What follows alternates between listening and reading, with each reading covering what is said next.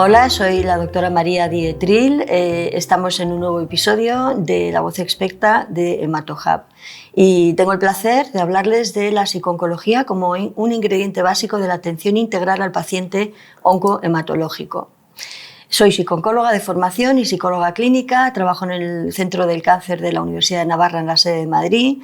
Soy presidenta honoraria de la Sociedad Internacional de Psico-Oncología y acabo de tener el enorme honor de recibir un reconocimiento internacional, el de mayor prestigio a toda una carrera profesional en el campo de la psico-oncología el año pasado, que me ha hecho mucha ilusión. Después de graduarme en la Universidad Pontificia de Comillas, me fui a Estados Unidos con una beca Fulbright, donde también tuve la enorme suerte de poder formarme y trabajar durante 10 años en los mejores centros oncológicos del mundo, en el Memorial Sloan Kettering Cancer Center de Nueva York durante 7 años y en el Dana-Farber Cancer Institute y la Universidad de Harvard en Boston. Y tuve también la enorme suerte de poder crear la primera unidad de psico-oncología en España en el Hospital Universitario de Gregorio Marañón.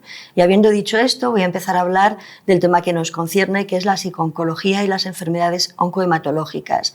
Voy a empezar dando una pequeña definición y visión general de lo que es la psico-oncología y voy a explicar cuáles son los motivos principales por los cuales un profesional médico puede derivar a un psico-oncólogo a sus pacientes o familiares de estos. Voy a explicar cuál es el proceso de adaptación a las diferentes etapas del proceso de enfermedad y voy a mencionar también algunas cuestiones acerca de la familia, proporcionando para finalizar algunas pautas para facilitar la intervención psico-oncológica y el apoyo emocional al paciente por parte del equipo de profesionales sanitarios. Podemos definir la psico-oncología como la ciencia que estudia no solamente las respuestas emocionales de los pacientes, de los familiares y del equipo sanitario durante todas las fases de la enfermedad, sino que también estudia la influencia de factores psicológicos, conductuales y sociales en el riesgo y supervivencia por cáncer.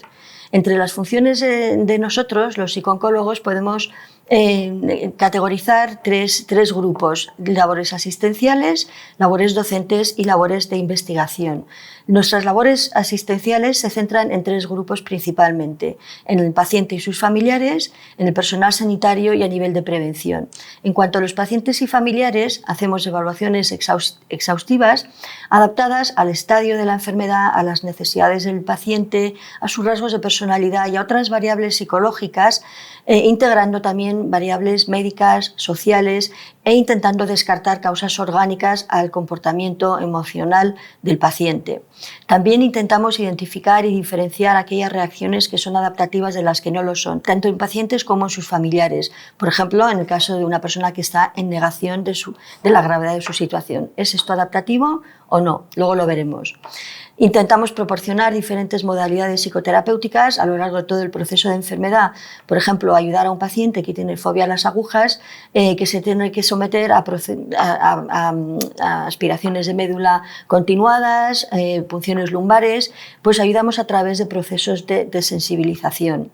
Y lo fundamental de nuestras evaluaciones y de nuestra intervención es conocer al paciente como persona y transmitir esta información al equipo sanitario. En cuanto al personal sanitario, también ayudamos a facilitar todo su propio proceso de adaptación al enfrentamiento diario, al sufrimiento ajeno, al dolor, al deterioro y a la muerte de los pacientes, intentando ofrecer herramientas para reducir la probabilidad de que surja burnout o para técnicas para gestionar el estrés de una forma eficaz. Trabajamos a nivel de prevención intentando identificar variables psicológicas que pueden influir en la aparición de enfermedades oncohematológicas y creando o participando en la creación de programas de prevención. Nuestras labores docentes básicamente consisten en transmitir eficazmente los principios de la psico-oncología con el fin de optimizar el cuidado al paciente y a su familia, y nuestras funciones investigadoras sirven, como siempre, para avanzar el conocimiento de esta especialidad. Dentro de las indicaciones para una consulta de psico-oncología podemos identificar cuando un paciente presenta un comportamiento alterado o anormal, cuando expresa deseos de muerte o de suicidio, cuando cuestionamos su capacidad para consentir o rehusar un tratamiento o cuando el paciente expresa cierta ambivalencia para recibirlo, cuando observamos síntomas de depresión, ansiedad o se detectan factores de riesgo psicológico, como por ejemplo la presencia de una historia psiquiátrica previa, la familia monoparental, pacientes que no tienen apoyo familiar o social. También intervenimos cuando hay alteraciones sexuales, bien secundarias al tratamiento o a la enfermedad, problemas de infertilidad, problemas de relación, de familia, pareja, temas de riesgo genético que también constituyen una carga adicional para el paciente, cuando hay fobias o dificultades para someterse a pruebas diagnósticas o tratamientos, por ejemplo, pacientes que tienen que hacerse resonancias magnéticas, escáneres, TACs y que son fóbicos, tienen claustrofobia, problemas de reintegración social, laboral, familiar y escolar en los supervivientes son también frecuentes. Y en aquellos también intervenimos, también cuando hay trastornos de personalidad que interfieren con el funcionamiento y la adaptación normal de un paciente a todo el proceso de enfermedad y tratamiento. Por ejemplo, aquí tenemos varios pacientes que son muy obsesivos, que tienen un temor muy exacerbado a la muerte, a la enfermedad y que viven prácticamente enclaustrados sin salir porque consideran que al estar inmunodeprimidos pueden enfermar gravemente con mucha facilidad. Tengo ahora un paciente que no se quiere apuntar a un curso online porque considera que el curso acaba en junio y quizás no pueda llegar a hacerlo. Un paciente que está en remisión molecular completa. Y luego también intervenimos cuando hay problemas de comunicación entre el médico y paciente. En cuanto al proceso de adaptación del paciente a la enfermedad, voy a empezar con la etapa prediagnóstica en la que el paciente se identifica un síntoma o le identifican un síntoma, se tiene que someter a una serie de pruebas médicas que lo que hacen es aumentar su sospecha de tener una enfermedad maligna y sus niveles de angustia, preguntándose en gran parte de los casos qué pasaría si esto es maligno o si esto es un cáncer. ¿Qué es lo que puede hacer el oncohematólogo en esta situación? Pues primero considerar la posibilidad del diagnóstico oncohematológico y confirmarlo lo antes posible para reducir la angustia que genera estos momentos de incertidumbre tan horribles y desde luego atender y monitorizar las necesidades psicológicas del paciente. En este momento y ya a lo largo de todo el proceso de enfermedad es muy importante la transmisión de información médica. Este es quizás el aspecto de la relación médico-paciente creo que más difícil de todos porque es el que tiene una mayor carga emocional. Enfrenta al profesional con una serie de situaciones que son muy difíciles y para las cuales no suele estar preparado. Se tiene que enfrentar a las preguntas difíciles que le hace el paciente, a tener que transmitir el paso a cuidados paliativos, a tener que transmitir información pronóstica cuando esta no es buena. ¿Qué puede hacer el oncohematólogo en esta situación? Pues responder siempre con claridad y honestidad, dentro siempre del derecho legal de los pacientes, ya me refiero a la ley de autonomía del paciente, respetando la cantidad de información que quiere y que no quiere saber y documentándolo adecuadamente en la historia, y basándonos en los tres componentes básicos de la comunicación entre el médico y paciente. El médico tiene que tener una actitud de escucha activa, esto es una escucha plena, lo que se llama una escucha con atención plena. Tiene que ser empático, esto simplemente quiere decir entender las reacciones emocionales del paciente desde el paciente mismo, desde la experiencia del paciente, desde su sistema de valores, desde su historia y su bagaje personal. Por ejemplo, el médico dice: siento decirle, señor Pérez, que usted tiene un linfoma de Hodgkin. Y el paciente puede decir: mi padre murió de un linfoma, doctor. Una respuesta puramente empática por parte del médico sería: ¿teme que le pase lo mismo que a su padre, señor Pérez? Si quiere, podemos hablar de ello. Eso es una respuesta empática. Y luego el tercer componente de esta relación médico-paciente que es fundamental es la aceptación incondicional, que básicamente implica no juzgar, y esto es especialmente importante cuando el paciente toma decisiones médicas acerca de su tratamiento o de su cuidado médico que no concuerdan con las del equipo sanitario. Tenemos que entender desde dónde viene ese paciente, qué sistema de valores y qué prioridades vitales tiene que le han conducido a tomar esa decisión y respetarla siempre y cuando sea razonable, claro. El proceso de transmisión de información médica consiste también en utilizar un lenguaje comprensible, sencillo, evitando jerga médica en todo momento, ayudándose de material escrito, dibujos que pueden facilitar la comprensión por parte del paciente de toda la información que recibe. La información se tiene que transmitir de una manera gradual. Se puede empezar hablando de una enfermedad hematológica y acabar hablando de una enfermedad oncohematológica maligna. Siempre hay que transmitir esperanzas. Hoy en día es más fácil hacer eso, puesto que los índices de supervivencia, afortunadamente, son mayores, hay mayores remisiones y hay muchos nuevos tratamientos que se pueden ofrecer a los pacientes.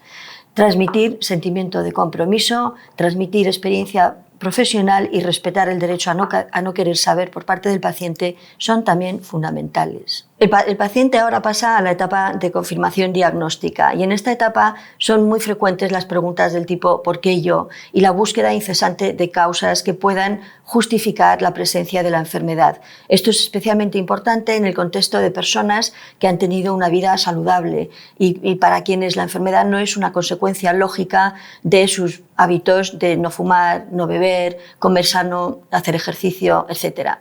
Surgen sentimientos de rabia, tristeza, impotencia y caos emocional frecuentemente en estos momentos. En la etapa de tratamiento surgen también un gran temor a iniciar tratamientos cuyas toxicidades y efectos se desconocen y mucha incertidumbre que es muy ansiógena. ¿Qué puede hacer aquí el oncohematólogo? Pues lo primero es anticipar las reacciones y las sensaciones que puede experimentar o que pueden surgir a lo largo del proceso de tratamiento en el paciente, porque esto le va a dar al paciente una mayor percepción de control cuando aparezcan estas reacciones. En movilizar las fuentes de apoyo emocional, familiar, social que tenga el paciente. Identificar las técnicas de afrontamiento que ha utilizado en el pasado. Se puede hacer la pregunta, por ejemplo, de cómo ha respondido usted en el pasado a otros problemas que ha tenido. Y esto nos va a dar información acerca de cómo va a responder, cómo puede responder el paciente durante la enfermedad.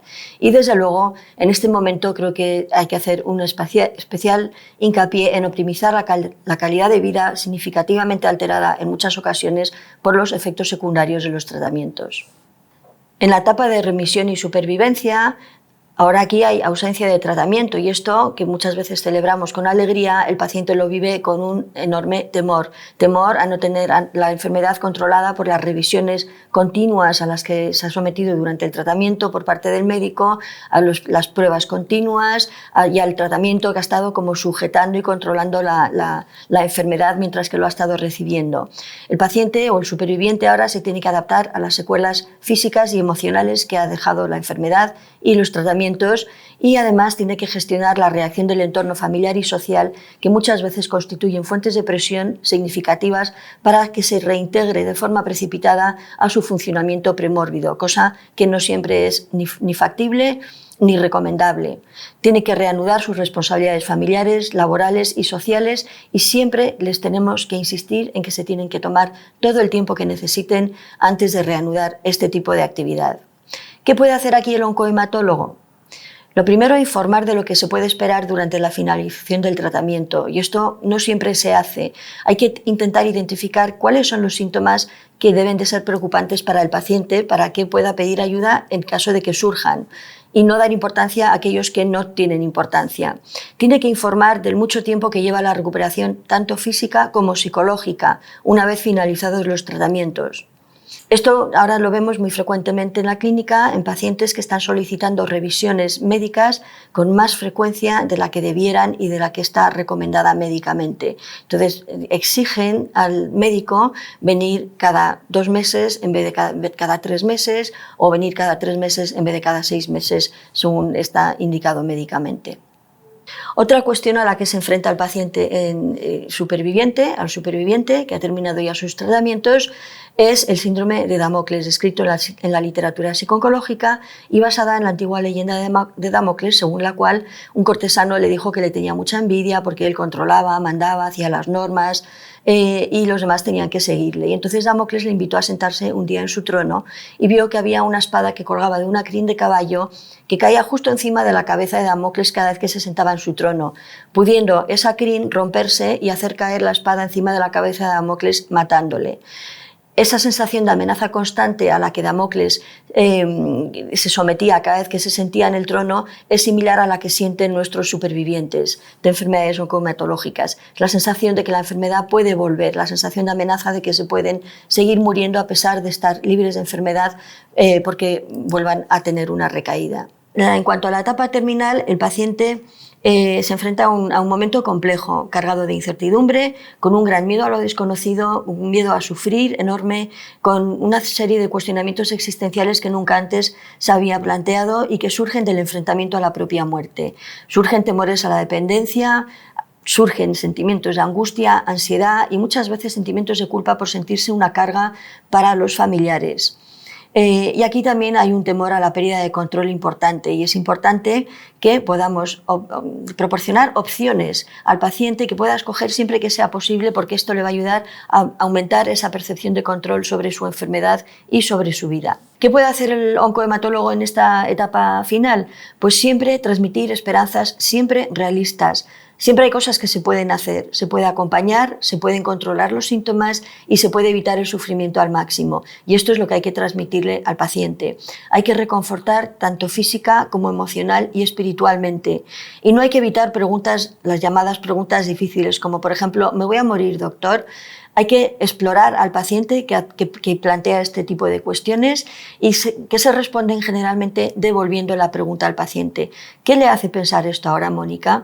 Y porque realmente lo que el paciente busca es alguien con quien hablar y expresar sus preocupaciones, sus miedos y con quien simplemente organizar el tiempo que le queda de vida y quizás su muerte también. Quepa hacer mención del impacto psicológico que tienen ciertos tratamientos administrados para tratar las enfermedades oncohematológicas, como son los trasplantes de células hematopoyéticas que someten al paciente a momentos prolongados de aislamiento, inmunosupresión, experimentando enormes síntomas físicos, infertilidad y todas las consecuencias del tratamiento, infertilidad, menopausia precoz, etc. Y el enfrentamiento al AIDS, que cuando el AIDS aparece y se prolonga en el tiempo no es más que un recuerdo constante de que la persona sigue enferma o ha tenido una enfermedad grave de la que le resulta difícil deshacerse. El apoyo psicológico en estos momentos es fundamental. Quepa mencionar que la familia es un ingrediente fundamental del cuidado de un enfermo oncohematológico. El cáncer, siempre he dicho que es una enfermedad familiar, constituye un reto a la vida no solo del paciente, sino de toda su familia. Se producen cambios en los roles familiares. Ahora, por ejemplo, el cabeza de familia afectado tiene que ceder ciertas responsabilidades o bien a los hijos mayores o bien a su pareja. El cuidador principal también experimenta una sobrecarga enorme porque además de cuidar al paciente tiene que atender a otras responsabilidades familiares, laborales, sociales, etc. ¿Cómo se puede ayudar a un familiar o a los familiares de un paciente oncohematológico? Lo más importante es informar acerca de cómo comportarse con el paciente. La familia no sabe qué hacer, no saben cómo ayudarle, no saben qué cosas hacer para aliviar el dolor, la angustia, el sufrimiento, el temor del paciente, los síntomas físicos, y hay que ayudarles a tomar un papel activo en el cuidado del paciente. Una participación activa. Siempre hay que mantenerles informados del estado médico del paciente, manteniendo reuniones regulares con el personal sanitario en las que se puedan anticipar los acontecimientos médicos en la medida de lo posible. Es fundamental legitimizar los sentimientos de todos los miembros de la familia, identificando sus temores y sus preocupaciones, optimizando la comunicación no solo entre los miembros de la familia, sino también entre la familia y el equipo médico, el equipo tratante. Hay que facilitar, como he dicho, al máximo la participación activa de los familiares, incluso de los hijos. Tuve un paciente que había perdido la vista por un problema de córnea después de un trasplante de células hematopoyéticas y utilizaba a su hijo de 5 años como lazarillo que le cogía de la mano y le sacaba a pasear para que el paciente pudiera pasear y pasar un rato con el niño. Entonces el niño se sentía súper útil cada vez que podía ayudar a su papá a salir a la calle. Y hay que evaluar las necesidades del cuidador regularmente, dándoles información, preguntando, valorando qué necesidades afectivas, sociales, familiares pueden tener a lo largo de todo el proceso oncológico. ¿Y cómo se puede ayudar a un paciente con una enfermedad oncohematológica? Desde el equipo sanitario, pues es fundamental integrar el cuidado psicológico como una parte fundamental del tratamiento médico. Estamos tratando a personas, no enfermedades, a personas que tienen una vida personal, social, familiar, espiritual, íntima, que son partes fundamentales de su existencia. Hay que aclarar mitos. El estrés o los problemas emocionales no causan cáncer. Muchas veces nuestros pacientes, desgraciadamente, intentando buscar una justificación a la aparición de la enfermedad, consideran que han vivido situaciones estresantes, traumáticas antes del diagnóstico que identifican como causas y no lo son. Y hay que aclarar esto con ellos. Hay que respetar también los momentos de tristeza que tengan o de bajón anímico, no exigiendo que tengan un ánimo positivo constantemente, porque eso sería inhumano. Todos tenemos nuestros bajones y ellos generalmente los tienen asociados a bajones físicos. Cuando físicamente están más debilitados, pues se sienten también emocionalmente más vulnerables. Evidentemente hay que permitirlos, pero también hay que evitar que estos periodos de tristeza o de angustia o de ansiedad se prolonguen excesivamente en el tiempo. Allí habría que intervenir. Hay que emplear los recursos existentes de salud mental, asociaciones de pacientes que también son muy útiles, y creo que es fundamental que los equipos de profesionales se formen en habilidades de comunicación médico-paciente para poder gestionar situaciones difíciles que surgen en el contexto sanitario. Creo que también desde el equipo sanitario, sobre todo desde el equipo de profesionales y aquí la relación con el médico, creo que es fundamental porque sobre el médico el paciente deposita sus esperanzas y su confianza y su vida realmente. El médico puede empoderar al paciente facilitando su participación activa en todo el proceso de cuidado y en el proceso de toma de decisiones médicas. Tiene que empoderarle informándole y ayudándole además a entender y a interpretar la información médica correctamente. Tiene que favorecer la autonomía del paciente en la medida de lo posible. Tiene que darle opciones, como he dicho antes, para aumentar su percepción de control sobre su enfermedad y sobre su vida. También tiene que ayudar a que tenga expectativas realistas sobre la situación médica en todo momento durante el proceso oncohematológico. Y tiene que inspirar, apoyar y ayudar, pero nunca imponer. Es especialmente importante que el equipo sanitario y el profesional también aborde la espiritualidad del paciente. ¿Qué creencias tiene el paciente, especialmente en esta sociedad tan multicultural en la que nos movemos hoy en día? ¿De qué manera le ayudan o influyen en su afrontamiento a la enfermedad? Hay que proporcionar un cuidado fundamentalmente compasivo siempre, derivando al consejero espiritual que sea necesario siempre y cuando lo requiera el paciente. Y para acabar, quiero hacer mención a Platón, que decía que el mayor error en el tratamiento de las enfermedades es que hay médicos para el cuerpo y médicos para el alma, a pesar de que ambos no se pueden separar. Hagamos que esto no sea realidad, integrando el cuidado psico-oncológico en el cuidado médico del paciente y de la familia. Gracias por su atención.